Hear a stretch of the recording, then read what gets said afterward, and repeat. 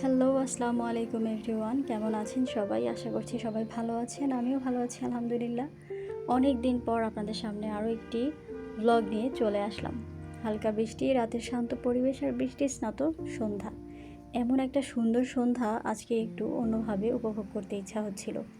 তাই আর দেরি না করে বেরিয়ে পড়লাম রাতের এই সুন্দর শহরটাকে একটু উপভোগ করতে। চারপাশের আলো আর রেইন ড্রপগুলো পরিবেশটাকে আরও সুন্দর করে তুলেছিল।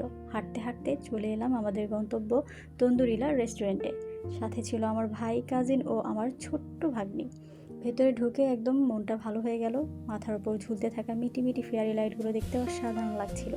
আর বৃষ্টিতে ভেজা সতেজ গাছ আর রঙিন ফুলগুলো দেখে যেন ক্লান্তি মুহূর্তেই দূর হয়ে গেল। রেস্টুরেন্টের ইনডোর ডেকোরেশনটাও দারুণ আর্টিস্টিক আর নান্দনিক লেগেছে আমার কাছে।